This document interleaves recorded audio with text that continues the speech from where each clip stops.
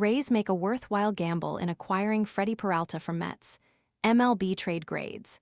Mets get of Aidan Smith, INF Emilien Pitre, RHP Gill. Rays get RHP Freddy Peralta Trust. In the Rays' track record in these situations, Mets C. Rays B. The return for Peralta was bound to disappoint. That's inevitable when a player you acquired for 2 top 100 prospects, a deal we liked at the time, looks like a shell of himself in his walk year. The return amounts to an exaggerated shoulder shrug. 3 guys who have a chance to help the Mets one day down the line, but none of them particularly inspiring. The highest-ranked prospect coming back is Aidan Smith, whom the Rays acquired from Seattle in the Randy Arozarena trade. Tired of constantly refilling your pet's water bowl? This filtered fountain keeps water circulating and offers a generous capacity, giving cats and small dogs convenient access to flowing water. Want to get the best verified deal and see full details? Visit grabdeal.us/5 right now. Keith Law ranks Smith this spring as the Rays know. Advertisement: if there's an organization you trust to turn Fastball Freddy into Fastball Freddy again, it's the Rays. Get to work, Kyle Snyder and Rick Knapp. Fix Freddy Peralta, and the Rays would have a formidable postseason top 3.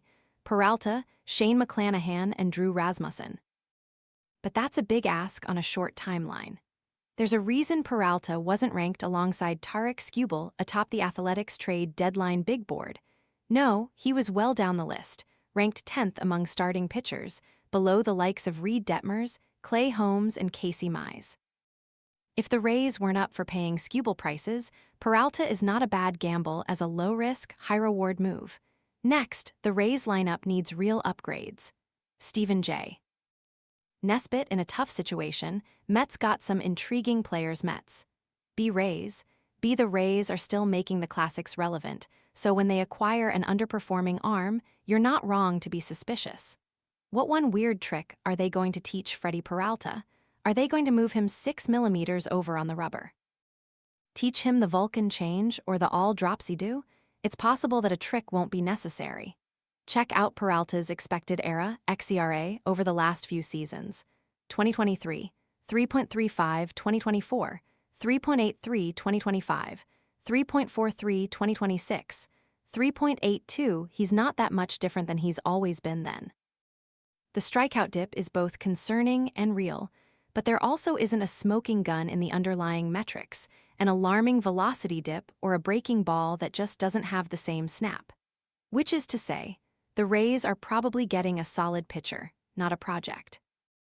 The Mets get a couple of legitimate prospects, which speaks to the market for starting pitching at the deadline.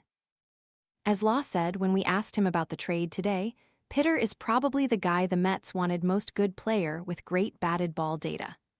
Advertisement: Pitre is fascinating, a Quebecois contact monster who can play all over the infield, but probably profiles best as a Luis Ariz type second baseman and a fan favorite in a best-case scenario. They'll take a rock-solid utility player because those aren't always easy to find, but they're also free to dream big, and this would be a fun one. I can already tell that I'm going to spend a few hours on this one if he's any good. Grant Brisbee, not a terrible move for the Mets, but a hard one to view in a vacuum. Mets C+ Rays B. If the Rays can fix Freddy Peralta's delivery and help him regain the extension on his fastball, this trade might look like a coup. In the wake of Tarik Skubal coming off the board, it's a gamble worth taking. The team has a deep farm system, so they may have given up real talent, but little that hampers their ability to make further moves. The Mets must hope that this leg of the Peralta trade tree will go better than the first one. The team dealt 2 of its legitimate prospects, Brandon Sproat and Jet Williams, to Milwaukee. The hope was that Peralta could headline a postseason rotation. Instead, he posted a 4.99 ERA, lost the life on his fastball, and departed for a new team after 4 months. Mets fans may note that neither Sproat nor Williams is setting the world ablaze in 2026.